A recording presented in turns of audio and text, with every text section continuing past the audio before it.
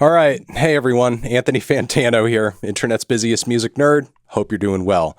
One more time, again, despite me being tired of this topic, we have to talk about Drake because he has once again been caught being weird in the public eye through some older footage and a bit of a breadcrumb trail that has recently come to light, which for Drake at this moment is unfortunate because you would think that given everything he was accused of in his recent beef with Kendrick Lamar, that he would want everything vis-a-vis him to optically look very clean and very appropriate right now, especially given that recent hard drive drop, just literally staring at computer screens in the studio and, sitting around on music video sets.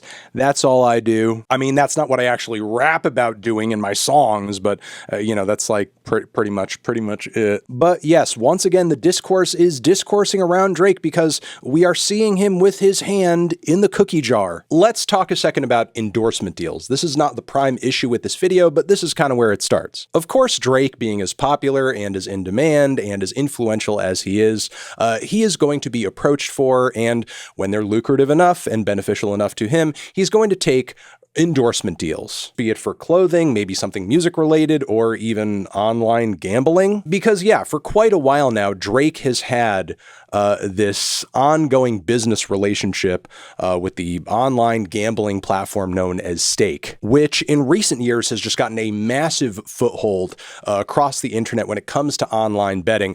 They actually currently tout themselves on Twitter as the world's leading betting platform. And not only has this form of gambling in and of itself become lucrative and popular on its own, but making content around it as well has too. And in a variety of different styles, most notably during live streams. I mean, personally, as a content creator and consumer, I actually see the benefit of doing such content live because you're literally seeing the high stakes situation play out in real time. As an audience member, there's obviously a certain level of investment and excitement to that that is going to come naturally to that particular dynamic as opposed to watching it maybe after the fact. So yeah, basically gambling as a content type, especially in the live stream space, makes total sense. However, it's still gambling, which I don't say to argue that it's wrong or it's a bad thing, but I mean, it's something that historically across the world has had a lot of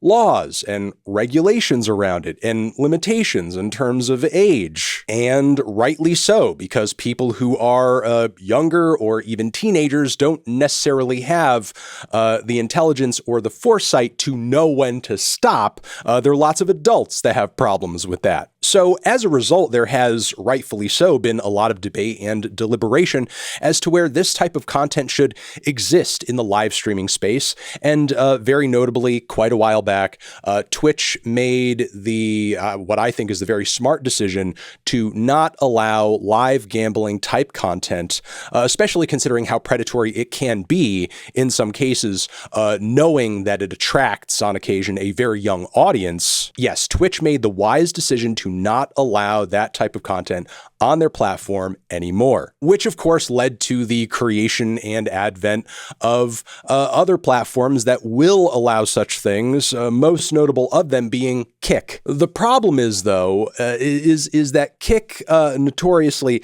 has not been very good when it's come to sort of rule enforcement generally and keeping its nose clean as a platform, and not just when it comes to gambling for things that are much worse than even that. Enter the YouTuber SomethingAboutChickens, who recently made a really huge popular expose type video covering a particular content creator on Kick who was essentially using his platform to bait people who were just barely of age or underage to basically expose themselves or get nude live on camera, much of the time not knowing that they're actually streaming with someone live as it's happening. I'm not going to go into the full details because it gets even worse than that, and we will link to the Something About Chickens original video covering this topic down below. Now, the reaction to this Something About Chickens video was very strong. A lot of people rightfully disgusted by what was going on Kick's platform. And the volume of voices screaming about this were so loud at one point, it seemed like for a moment something might actually be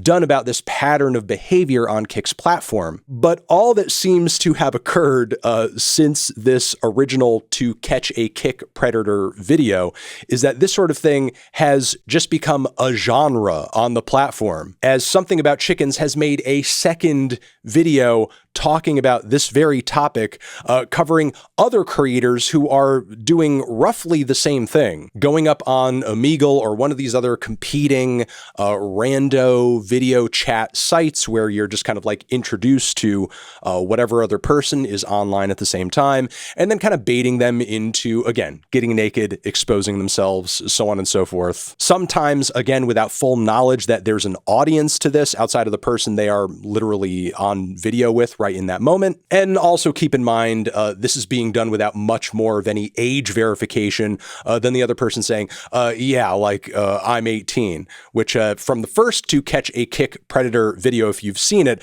you should know is like not much of verification at all. Now, in Something About Chicken's second video on this topic, there was one particular Kick streamer who has dabbled in this content in the past. Her name is Snow. And guess who she has some very interesting connections with?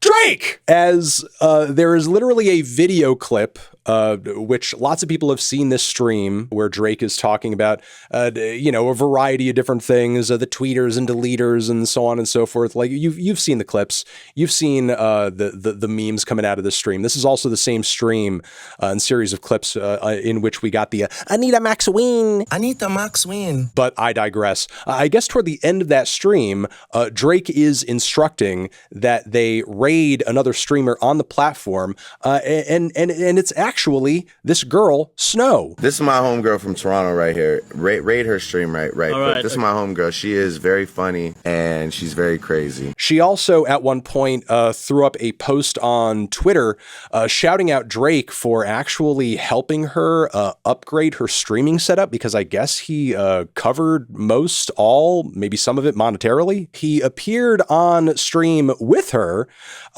just kind of yucking it up, talking with her, acknowledging even at one moment in this clip we're just about to show you, the things on her streams get kind of freaky. Why do you get so freaky on here, Snow? Like what? Why is that? Like why do you I literally tell people I'm a guy. It's just funny trying to get people to get freaky, and then you tell them you're a guy and they still don't feel away. They still want to do crazy shit. What could Drake even be talking about or referring to? If it wasn't already clear, Snow also very much makes this same kind of bait you into getting naked content without your full knowledge that this is being live sort of thing. I'm just kind of getting a verbal affirmation from you that you're 18. Hey girl, you are so pretty. How old are you? Thank you. I'm 18. Oh, you're so pretty. Do you want to flash each other our boobs? Like, there are literally multiple clips on the internet of this woman lying to people about whether or not she is live with them. Hey girl, you are so pretty. So pretty. I feel like you and I can solidify this friendship and flash each other. What do you think? He's streaming.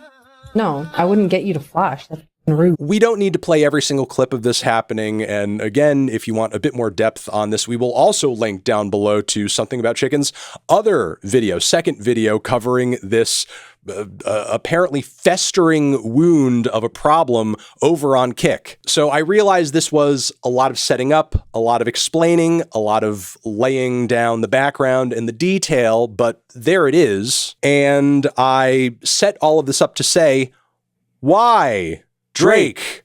Why? This person is literally on camera baiting barely legal teens into getting naked without them knowing who they're getting naked in front of. And look, as a Kendrick Lamar appreciator and enjoyer, somebody who personally thinks that Kendrick is the one who pulled out the W in his beef with Drake, I will readily acknowledge a lot of what Kendrick said on those tracks. While sure, it's catchy and it's scathing and a lot of it is very funny.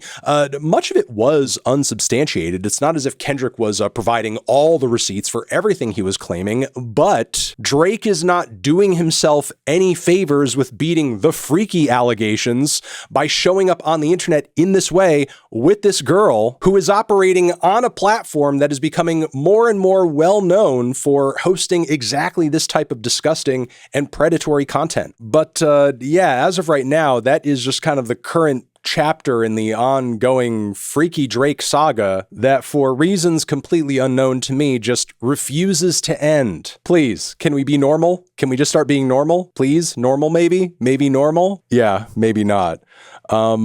Let me know what you think about all this in the comments, please. Over here next to my head is another video you can check out. Hit that up or the link to subscribe to the channel. Anthony Fantano.